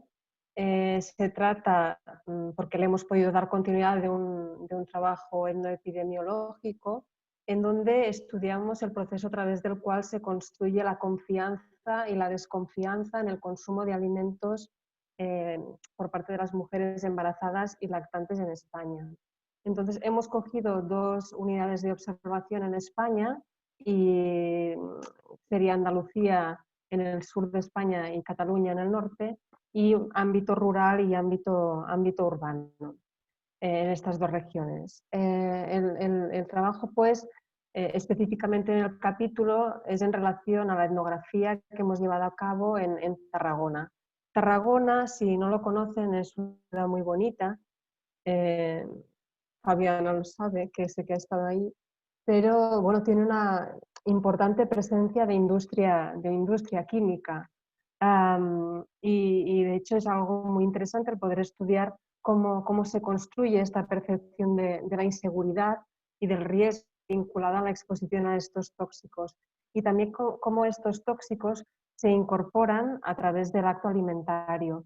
Y vemos, y esto es algo que hemos podido palpar también en nuestro trabajo, cómo estas percepciones no siempre coinciden con los peligros reales, sino que se construyen sobre la base de la confianza-desconfianza, como una actitud relacional que está impregnada de variables de tipo cultural, de tipo económico y de tipo también físico. Nosotros partíamos de la base de que las mujeres en esta etapa concreta de su ciclo vital son más sensibles a los mensajes relativos a los beneficios de un consumo alimentario saludable y tienen como más tendencia hacia la adherencia y el seguimiento de pautas y recomendaciones nutricionales, que son las que les realizan los profesionales sanitarios. Entonces, nosotros en el trabajo presentamos las prácticas alimentarias y las narrativas como una parte integrada de la totalidad cultural, y analizamos las experiencias socioalimentarias de 5 mujeres embarazadas y lactantes de la ciudad. Resulta muy interesante en nuestro trabajo cómo la construcción de la mujer gestante como sujeto de riesgo y sujeto vulnerable hace que en ocasiones dependa en exceso de los servicios médicos y de los controles, y la lleva también a verse involucrada en muchas ocasiones en investigaciones a las que se le invita a participar, pero se le asigna un rol como sujeto pasivo sin posibilidad de intervención. Nosotros en nuestro análisis, a nivel teórico, estudiamos los cuerpos embarazados y lactantes desde la perspectiva de la antropología de la alimentación y la antropología de la salud, para entender cómo se incorporaban y cómo se encarnaban estos mecanismos del biopoder a través de la alimentación, para ver también cómo gestionaban estas paradojas del riesgo o de lo que resulta de riesgo o no, lo que genera confianza o lo que genera desconfianza. Y cómo para nosotros también era muy interesante ver cómo ellas eran capaces de resolver esos conflictos y tenían también capacidad para transformar el espacio social.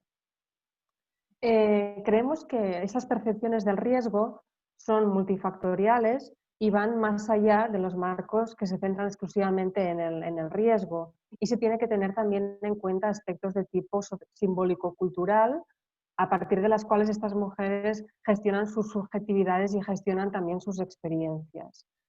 Claro, en el caso de nuestras mujeres, ¿no?, de las mujeres que participaron en la investigación, muchas de ellas reconocen que hoy en día existe mucha información sobre los efectos negativos de algunos de los alimentos y algunos de estos tóxicos, pero esta información a veces no la incorporan, sino que en el momento de realizar las prácticas no es tan así. Confían, por una parte, en lo que le viene más de proximidad, aún sin saber el tipo de producto que se le ha tirado al alimento, ¿no?, o el proceso que ha seguido el alimento. Bueno, pues estas son algunas ideas así de forma rápida sobre las que tratamos en nuestro capítulo. Esperamos que lo disfrutéis y bueno, obrigada. Y hasta pronto.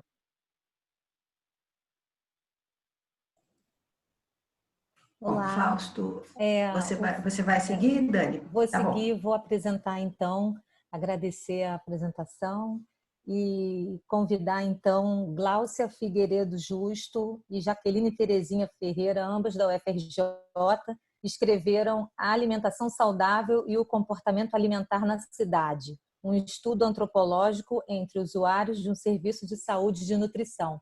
E quem vai ter a palavra agora, então, é a Gláucia. Então, olá, Gláucia. Boa noite, todos me escutam bem? Boa noite, eu gostaria de agradecer a oportunidade a todos os colegas, primeiro também parabenizar, né, a qualidade dos trabalhos. Esse é um texto fruto dos principais resultados da minha tese de doutorado, que foi desenvolvido na UFRJ, no IESC, e é com muito prazer que eu e minha orientadora, Jaqueline Terezinha, que também está aqui presente, vamos apresentar aqui o nosso capítulo. Então, a pesquisa buscou compreender os sentidos e significados da alimentação entre usuários de um serviço público de nutrição no município do Rio de Janeiro, em uma região da Zona Norte, que é o subúrbio da cidade, e prezando o sigilo ético, chamaremos aqui essa policlínica de Policlínica Carioca.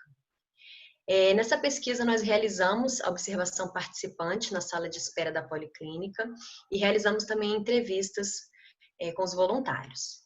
A coleta de dados ela aconteceu entre 2015 e 2016.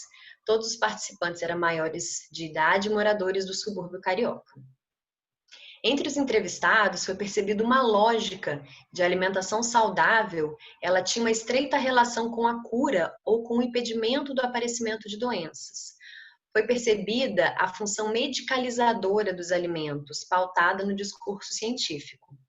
Assim, há uma ideia de que o alimento saudável ele está bem próximo do medicamento. E diversos alimentos foram apontados com esse poder de controlar diabetes, de reduzir colesterol, de aumentar a gordura boa, ou seja, eles teriam sempre uma funcionalidade para o organismo. Então, o alimento saudável, ele também estava próximo daquele alimento que não engorda. Então, diante dessas questões, é preciso avaliar o estatuto do discurso científico na contemporaneidade e sua legitimidade no seio da sociedade moderna. A ciência reforça sua autoridade e capacidade de produzir um discurso legítimo, racional, baseado na sua incontestável verdade. Diante de tal verdade, considerada absoluta e irrefutável, o indivíduo internaliza o discurso e percebe o alimento a partir dessa lente medicalizadora. Então, onde antes havia uma identidade com sabor, hábito, no vai e vem do discurso científico, agora os alimentos eles se ressignificam e se diferenciam de acordo com o seu caráter terapêutico, as suas propriedades nutricionais, mostrando sempre vantagens ou desvantagens de acordo com essa lógica biomédica. Além de tudo isso, nós abordamos também, no nosso capítulo, questões de gostos, hábitos, rituais alimentares no contexto urbano e como ele produz novas rotinas e hábitos, não apenas do quanto e o que, mas também de como se come.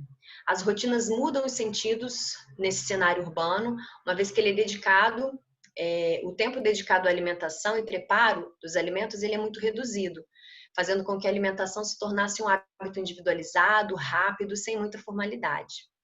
Então, no cenário urbano, o comer e a comida e os alimentos estão sendo constantemente reinterpretados, reinventados, a fim de se adequar a essa nova ordem alimentar, remodelando o comportamento alimentar, os sentidos e significados, agregando valores da modernidade.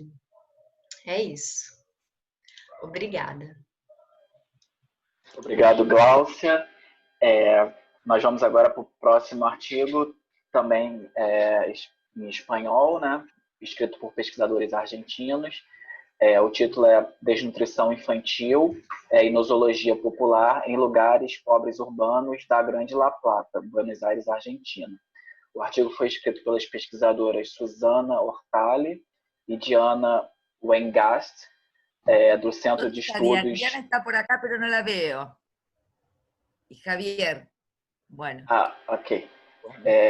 Do Centro de Estudos em Nutrição e Desenvolvimento Infantil, e o Javier Santos, da Universidade Nacional de La Plata, duas instituições argentinas. Quem vai falar com a gente sobre esse artigo é a Susana Hortali. Susana, pode falar um pouquinho para a gente sobre ele? Buenas tardes. Bueno, muchas gracias por esta iniciativa, por este resultado de este libro tan interesante. Muchísimas gracias a los coordinadores por todo el trabajo y por la presentación y la posibilidad de vernos. Una pregunta, ¿me escuchan bien? ¿Escuchan? ¿Sí? Bueno, voy a tratar de hablar despacio. Bueno, el trabajo producto inicialmente de mi tesis doctoral, que trabajé sobre desnutrición infantil de causa primaria, que tiene que ver con la desnutrición que tiene como base, como causa la falta de alimentación, ¿no? En el Gran La Plata. Gran La Plata es una zona en donde, urbana, compuesta por 3 municipios. Nosotros formamos parte de un centro que se llama Centro de Estudios en Nutrición y Desarrollo Infantil. Somos también docentes e investigadores de la Universidad Nacional de La Plata.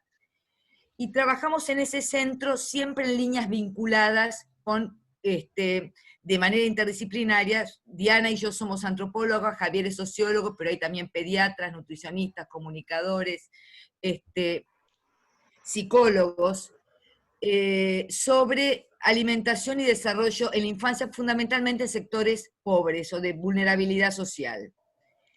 El capítulo, ¿en qué consiste? Consiste en la presentación de una problemática que identifico a partir de mi tesis doctoral sobre prácticas y representaciones sobre la desnutrición infantil por parte de las familias y por parte también de los agentes de salud, cuyas problemáticas fuimos observando cierta continuidad a lo largo del tiempo hasta la actualidad, y tenía que ver con otra nosología, con la nosología popular alrededor de la emaciación, del bajo peso para la talla, que en realidad no es dentro de la malnutrición, no es la problemática más acuciante para nada, porque la problemática dentro de la malnutrición, como es la tendencia a nivel mundial, como en América Latina, es el exceso de peso, ¿no? Lo que está predominando como patrón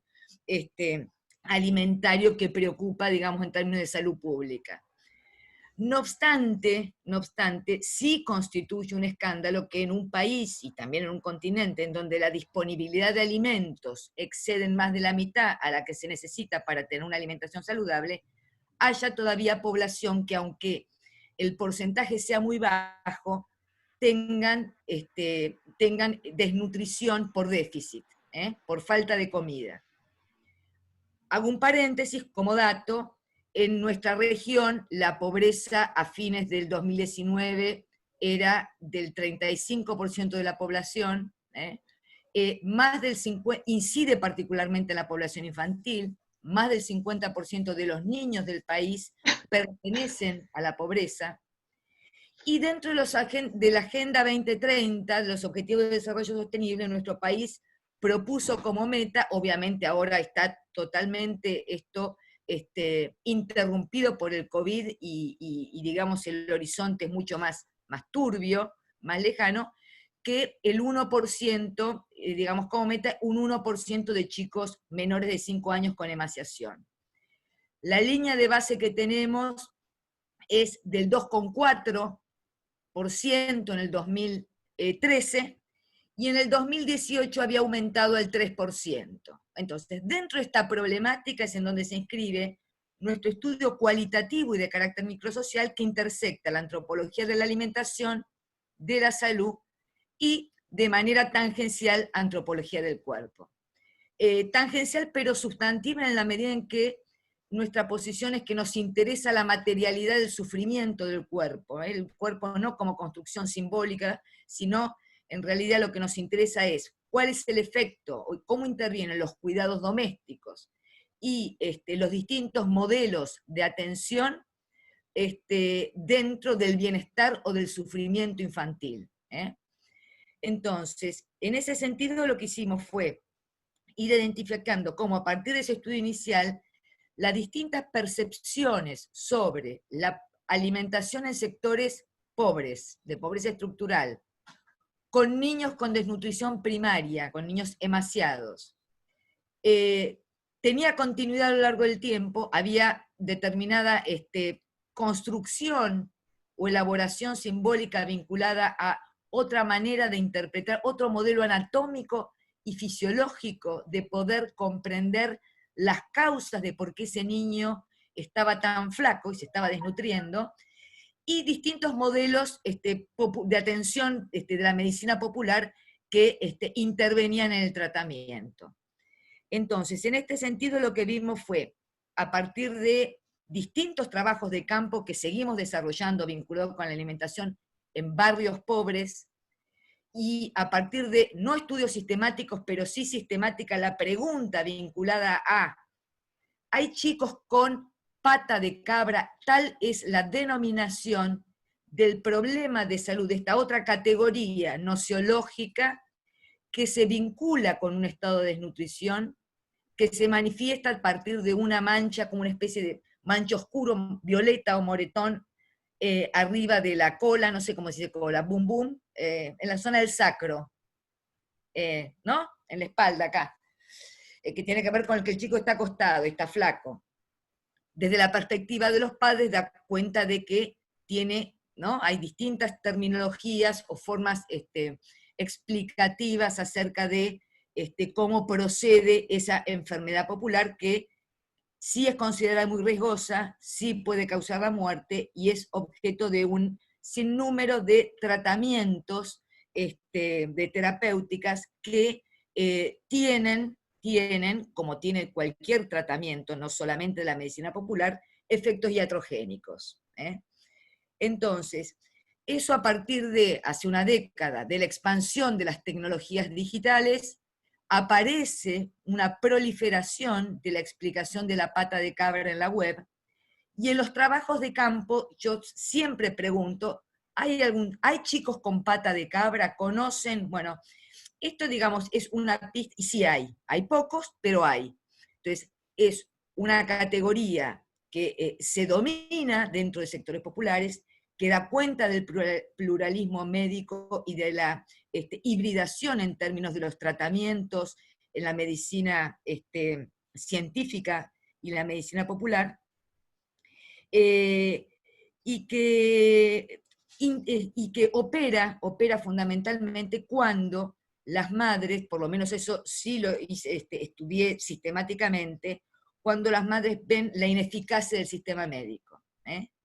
Hay una disociación entre lo que es la desnutrición y lo que es la pata de cabra, se trata de dos esferas distintas, acá se ve la autonomía, ¿no?, de lo que representa la cultura popular en términos de articulación con los saberes y prácticas hegemónicos, pero también ese margen de autonomía para el desarrollo de prácticas que no son funcionales o no necesariamente se corresponden con las hegemónicas.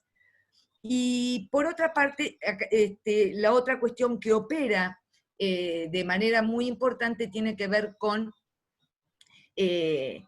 la apreciación de que la desnutrición, si no es por pata de cabra, tiene que ver con alguna enfermedad de base, es decir, siempre secundaria, sea por parásitos, sea por alguna otra enfermedad.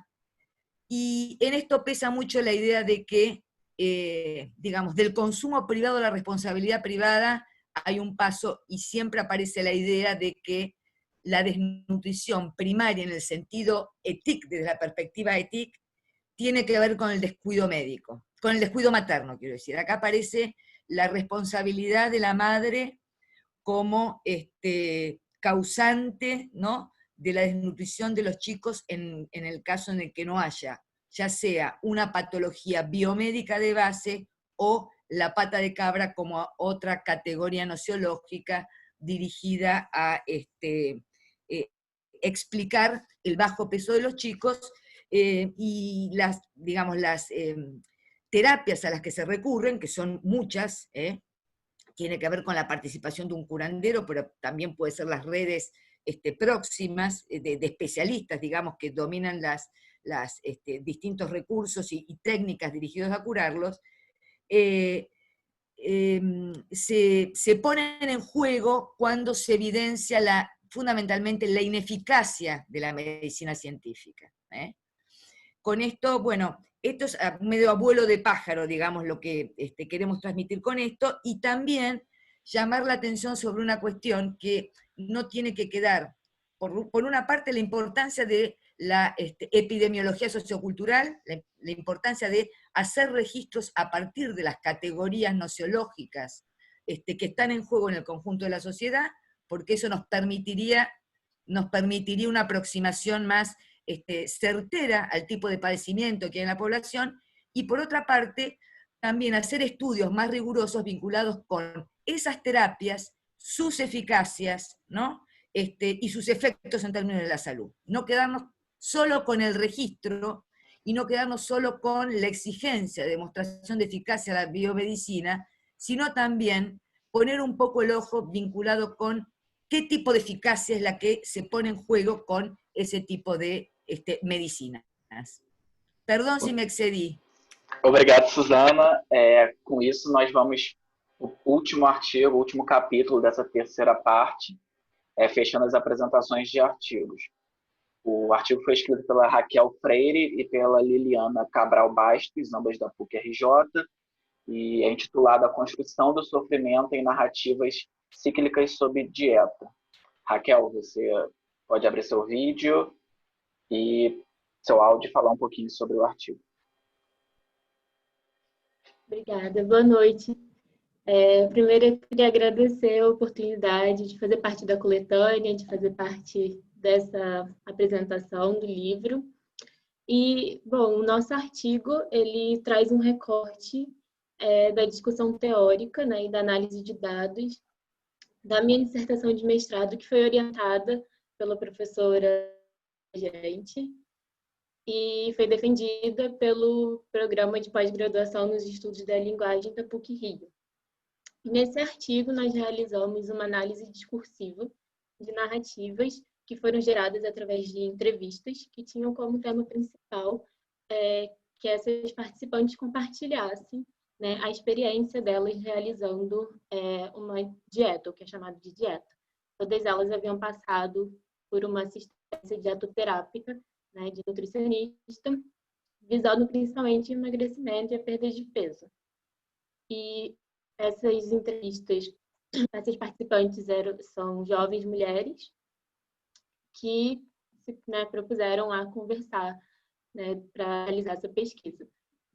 Nossa pesquisa, ela parte da análise microinteracional, né? A gente parte da análise microinteracional, que são justamente essas narrativas geradas através da entrevista de pesquisa, e nós entendemos também as narrativas de uma forma interacional, alinhada aos estudos da sociolinguística interacional, entendendo que as narrativas, elas não são apenas uma forma de contar histórias, mas elas são uma forma de construirmos sentidos sobre, de organizar nossas experiências e construir sentidos sobre o mundo, sobre a vida social ao nosso redor.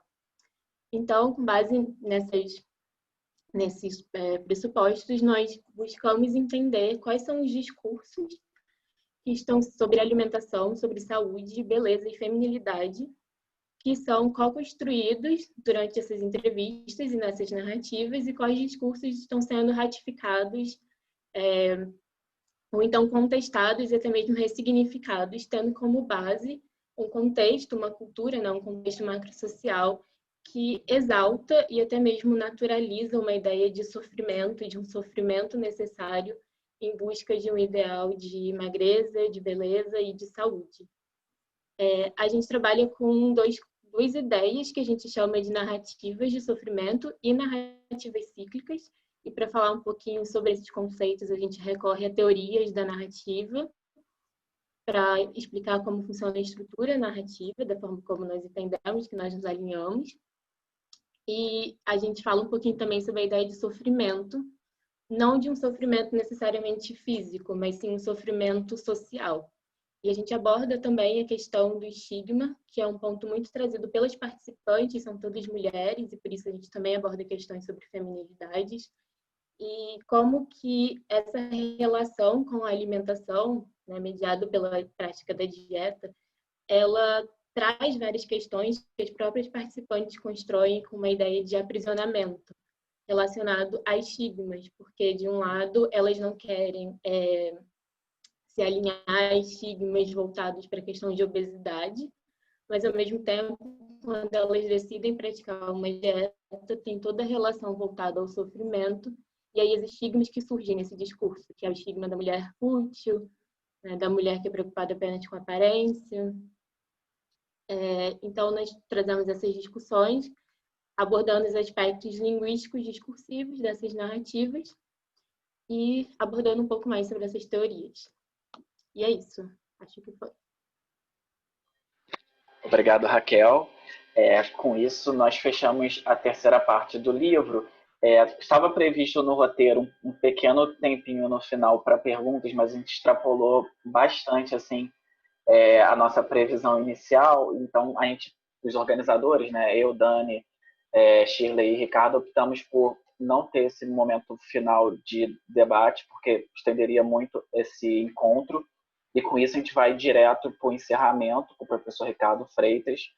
De pronto eu queria agradecer a todo mundo que se dispôs a estar aqui com a gente nesse lançamento, falando um pouquinho por pouco tempo que seja sobre o seu artigo. É muito legal ver todo mundo e explicar, ver todo mundo explicando sobre seus artigos, falando um pouco, ver a paixão com que conduziram cada uma dessas pesquisas e que se reflete também nos artigos que eu, Dani, Ricardo e Shirley tivemos a oportunidade de ler. Está o trabalho do livro, né, a obra em si está muito bacana. Quando vocês tiverem o livro em mãos, vocês vão conseguir ver que, além dos artigos de vocês, existem vários outros artigos muito interessantes que estão presentes nessa coletânea e que futuramente um pode citar o outro, enfim, trazer esse diálogo também para os nossos próximos trabalhos acadêmicos. Com isso, agradecendo a todos vocês, eu passo a palavra para o Ricardo. Bom, primeiramente quero agradecer a todos pela presença. A explanação precisa de todos vocês deu para quem ainda não teve acesso ao livro, lembrando que ele está com download gratuito no site da editora da Universidade do Estado do Rio de Janeiro, a EduERJ, especialmente para os que estão fora do Brasil. Talvez seja a maneira mais fácil, né, de divulgar a obra e de poder usá-la em trabalhos acadêmicos, em sala de aula. Quero pedir perdão a Susana e a Javier, porque eu abri um vinho branco, mas ele não é argentino, é chileno. Lamento, sabe? Eu procurei, eu saí da câmera aqui para procurar algum vinho argentino e aí eu falei, meu Deus, que ingratidão. Eu tinha vinho chileno e não tinha espanhol também, porque senão teria, em homenagem à Lina, né, aberto um vinho espanhol. Adoro vinho argentino, especialmente branco, os brancos em geral. Aliás, eu aprendi a beber vinho na Argentina, na minha juventude lá. Então, de qualquer maneira, o que eu quero dizer é que esse momento, para nós, é muito importante. Nós queríamos fazer o lançamento presencial, mas, de certa maneira, esse formato aqui nos propiciou a possibilidade de termos todos os representantes dos capítulos, o que no formato presencial seria muito difícil, já que há pessoas de diferentes países e de diferentes regiões do Brasil. Então, usando uma expressão popular também, há males que vêm para bem, não é? E esse aqui é um deles, porque podemos estar juntos e num horário que nós entendemos que era o mais conveniente. Para mim, foi especialmente muito agradável ver a expressão de todos vocês, a carinha de todos vocês, porque, como Shirley disse, nós não conhecemos todos pessoalmente, somos pesquisadores, inclusive, às vezes, de redes diferentes e que não tiveram oportunidade até hoje de estar juntos, mas, então, a partir de agora, somos uma força que está reunida nesse livro. Para finalizar, eu sou professor da Universidade do Estado do Rio de Janeiro, né, da área de comunicação. Para a nossa universidade, esse lançamento é muito importante. A universidade pública no Brasil, como vocês sabem, e especialmente aos colegas que não estão no Brasil, a universidade pública está sendo extremamente agredida atualmente. há um corte de verbas assim assustador e temos uma política educacional de ciência e tecnologia que não valoriza a coisa pública, mas isso há de passar, isso vai passar, assim como a pandemia, esse momento político tenebroso que para os colegas estrangeiros deve ser muito difícil entender como que o Brasil chegou a esse ponto. Isso vai passar e nós vamos superar, e a universidade pública não vai arrefecer. A UERJ é uma universidade que é mantida pelo Estado do Rio, que também, neste momento, além de todas as crises nacionais, vive uma crise estadual séria, com o governador afastado, enfim, uma repetição terrível de eventos desastrosos com o dinheiro público. Então, o livro, a nossa maneira de divulgar o livro, a forma de expressão que nós temos é de continuar fazendo ciência nos nossos países. E daí esse momento ser tão importante e eu ter me dado a liberdade de abrir um vinho para comemorar com todos vocês o sucesso dessa obra. Tá? Muito obrigado a todos e, mais uma vez, parabéns a Shirley por ser uma líder sempre tão presente, né? E uma heroína da ciência brasileira e mundial. Né? Tá? Muito obrigado. Pessoal, com isso eu vou encerrar aqui a nossa reunião. Obrigado a todos e não se assustem se a reunião fechar rapidamente. Vou só dar um print aqui da tela, porque está todo mundo, aí depois eu consigo fazer um post bonitinho nas redes sociais. Obrigado, gente. É isso. Tchau. Tchau. Tchau, pessoal. Bom revê-los. Tchau, Fábio. Dois, Miriam. Tão lindo. Flávia, Flaviana, Shirley, Daniela. Um beijo. Tchau, gente. Parabéns para todo mundo. Tchau, gente. Tudo de bom. Tchau, parabéns. Bom estar com vocês. Beijo. Vamos brindar em breve, Ahora liberamos todos los micrófonos, vamos. Vamos sim, vamos brindar. Tchau. Fábio. Tchim, tchim. Tchim, tchim. Tchim.